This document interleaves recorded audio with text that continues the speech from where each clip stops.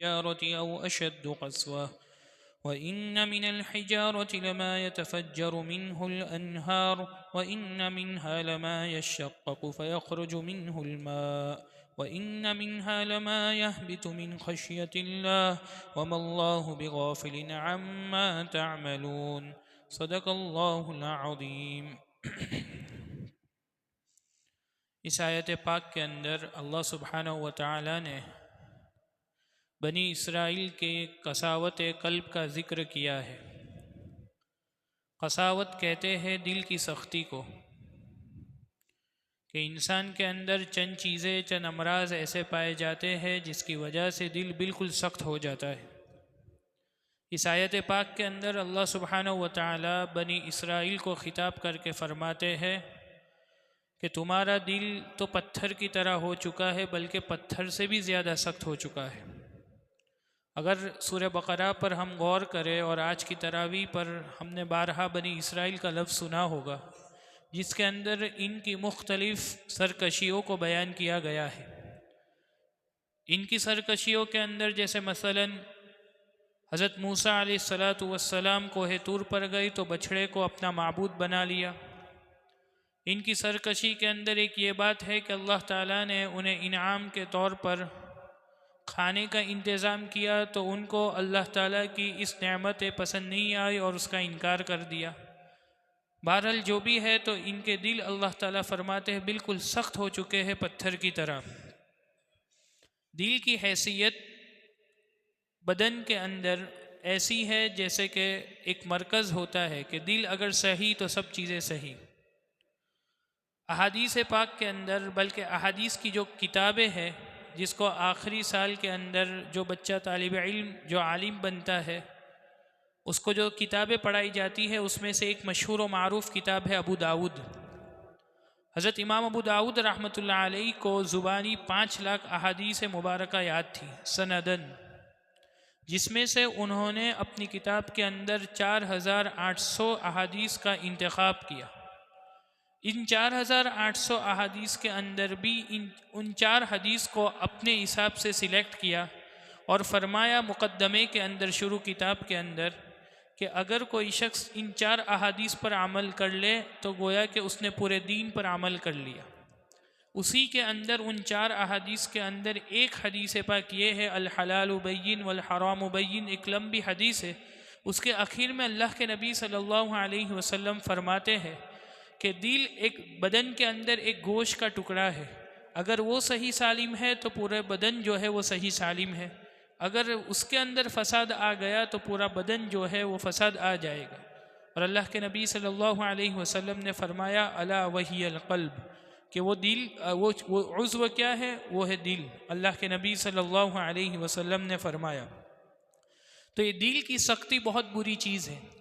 دل کی بیماریاں بہت ساری ہیں، ویسے تو طبی اعتبار سے وہ تو ایک الگ چیز ہے، روحانی اعتبار سے اس میں سے ایک جو بیماری ہے وہ ہے دنیا کی محبت، کہ انسان کے اندر جب دنیا کی محبت آ جاتی ہے تو وہ روحانی اعتبار سے دل کا مریض شمار ہوتا ہے۔ نمبر 2، آخرت سے غفلت، اسے کل موت کا ٹینشن ہی نہیں، اللہ سبحانہ و تعالیٰ کے سامنے کل کو کھڑے ہونے کی اس کو فکر ہی نہیں، ہر وقت بس دنیا دنیا دنیا چلتی رہتی ہے اور آخرت کی اس کو بالکل فکر نہیں۔ جب آخرت کی فکر نہیں تو اعمال کے اندر کوتاہی پائی جاتی ہے۔ تو نمبر 2 آخرت سے غفلت، اور نمبر 3 جو چیز ہے وہ ہے بغض اور عداوت۔ بغض اور عداوت کا مطلب یہ ہے دشمنی، لوگوں کے لیے دل میں کینہ کپٹ، یہ چیزیں ایسی ہے کہ جس کی وجہ سے یوں سمجھا جائے گا کہ یہ روحانی اعتبار سے دل کا مریض ہے۔ اب دل کی سختی کے بہت سارے اسباب ہیں کہ دل سخت کیوں ہوتا ہے انسان کا، اس میں سے بہت سارے اسباب ہیں۔ اس میں سے سب سے پہلا ایک سبب یہ ہے کہ بری صحبت، کہ انسان جب کسی اور کے ساتھ، ایسے آدمی کے ساتھ، ایسے کے ساتھ دوستی کرتا ہے یا ایسوں کے ساتھ اس کی دوستی اور اٹھنا بیٹھنا ہوتا ہے کہ جو اللہ تعالیٰ کی عبادت اور دین سے دور ہے اور وہ شخص فسق و فجور کے اندر مبتلا ہے، تو اپنے آپ یہ شخص بھی جو اس کی صحبت اختیار کرتا ہے وہ بھی اسی طرح ہو جاتا ہے اور بالآخر اس کا دل جو ہے وہ سخت ہو جاتا ہے۔ یہ ایک سبب ہے اس کا۔ نمبر 2 فضول کلام، ہر وقت لغویات اپنی زبان سے نکالتا رہتا ہے۔ امام غزالی رحمۃ اللہ علیہ نے احیاء العلوم کے اندر انسان کے کلام کے 4 درجے بیان کیے کہ جب بھی انسان کوئی بھی زبان سے بات نکالے گا یہ 4 قسم میں سے ہی کوئی ایک قسم میں ضرور ہوگا۔ نمبر 1، یہ کلام یا تو سراسر فائدہ ہی فائدہ ہوگا۔ ایک انسان جب کلام کرے گا تو اس کی 4 قسمیں ہوگی۔ نمبر 1، جب بھی وہ زبان سے نکلے گا یا تو ایسا کلام ہوگا کہ سراسر وہ فائدہ ہی فائدہ ہوگا۔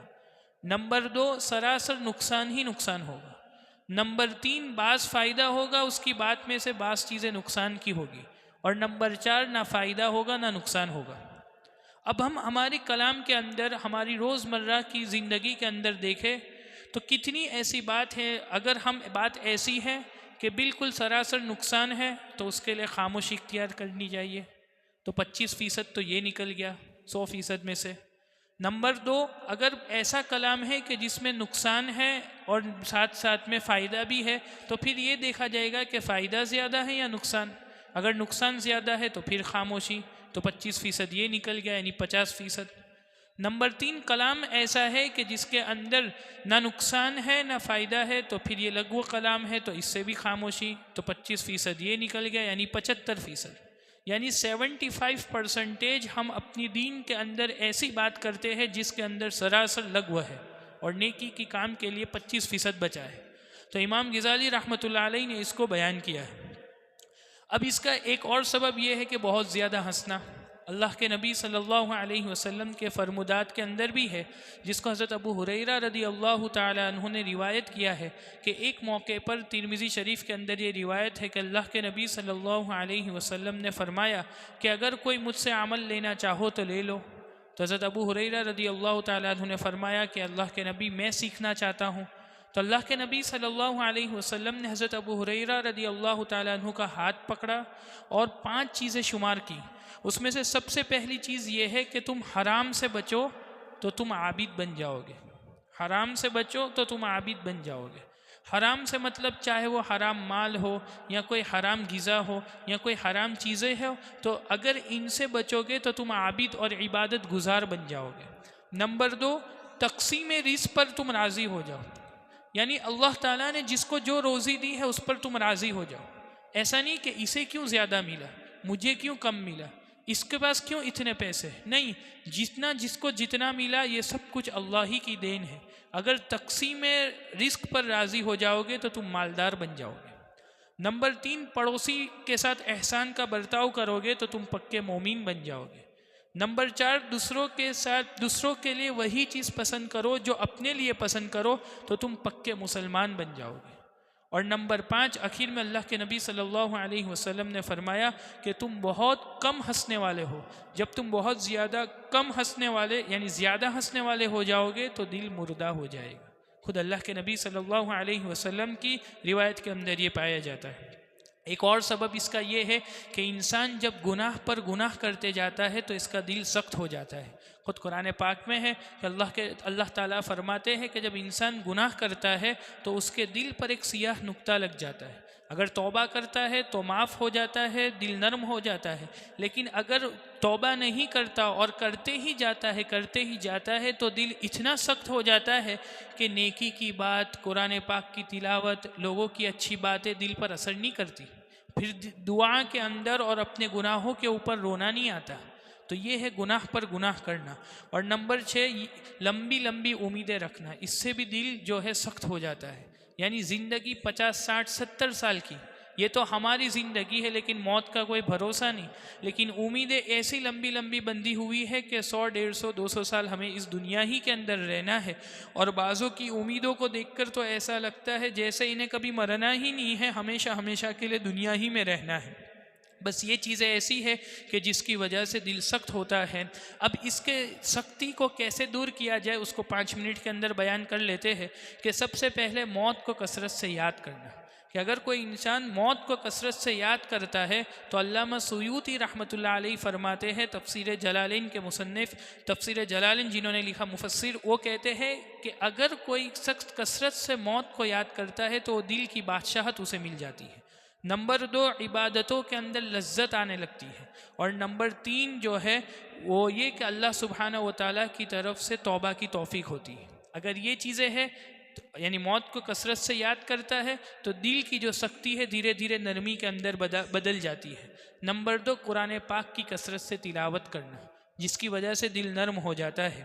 ایک بہت بڑے علامہ تھے، ان کے متعلق صرف حضرت ابو بکر ابن عیاش رحمۃ اللہ علیہ، ان کے متعلق لکھا ہے کہ جب ان کی وفات ہونے کے قریب تھی تو ان کی بہن جو ہے بہت زیادہ کثرت سے رو رہی تھی. تو حضرت ابو بکر رحمۃ اللہ علیہ نے کہا کہ تو کیوں رو رہی ہے؟ تو کہا کہ بھائی کی جدائیگی کا غم ہے. تو کہ اس میں رونے کی بات نہیں. گھر کے اندر انہوں نے ایک کونے کی طرف، ایک کارنر کی طرف اشارہ کیا اور کہا کہ تیرے بھائی نے یہاں اس کونے کے اندر 18,000 قرآن پاک ختم کیے. 18,000 قرآن پاک ختم کیے. یعنی روز کا آپ اتنا زیادہ، یعنی روز کا صبح یا شام کا ایک ایک قرآن کو جن کا معمول تھا. تو انہوں نے کہا کہ 18,000 قرآن پاک ختم کیے اور مجھے میرے رب سے امید ہے کہ میرا رب مجھے معاف کر دے گا. دیکھیے یہ ہے تلاوت کثرت سے.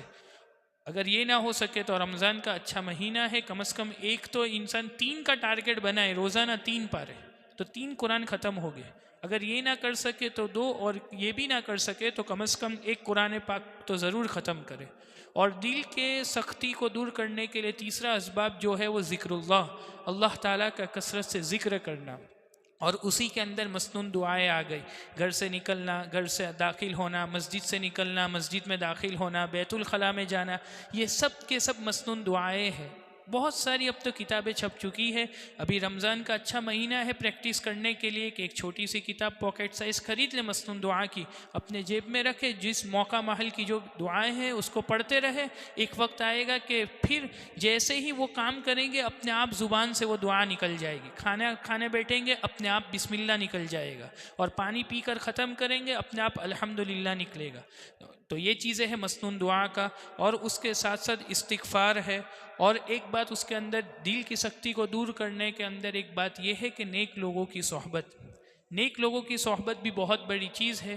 پہلے بھی کہا گیا تھا کہ یہ چیز ایسی ہے کہ ہمیں دکھتی نہیں ہے، لیکن اگر نیکوں کی صحبت میں بیٹھیں گے تو آج نہیں تو کل اپنے آپ اس کا رنگ ضرور دکھلاتی ہے. جیسے اس کی ایک مثال مشہور ہے، پہلے بھی دی گئی، کہ جس کے اندر یہ ہے کہ اگر کوئی عطر فروش جس کی پرفیوم کی دکان ہے، شاپ ہے، وہ وہاں جا کر صرف بیٹھتا ہے، پرفیوم کوئی خریدا نہیں، عطر کوئی خریدا نہیں، اور چند منٹوں کے بعد، آدھے گھنٹے کے بعد اس کا جو دوست ہے اس سے بات کر کے باہر نکلے گا تو اپنے آپ اس کے کپڑے میں خوشبو آئے گی، حالانکہ اس نے کچھ لگایا نہیں ہے. یہ ہے اثر.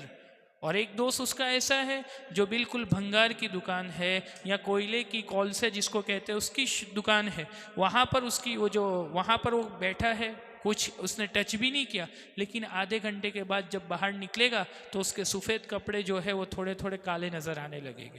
تو یہ بھی بہت بڑا اثر ہے. اور ساتھ ساتھ کے ایک اور دل کی سخاوت کو دور، دل کی سختی کو دور کرنے کے اندر ایک سبب اس کا یہ بھی ہے کہ اپنے آپ کو خاموش رکھا جائے. اللہ کے نبی صلی اللہ علیہ وسلم کی حدیث پاک ہے کہ آپ نے فرمایا من صمت نجا، جو شخص خاموش رہا اس نے نجات پائی اور اس سے دل بھی نرم ہوا.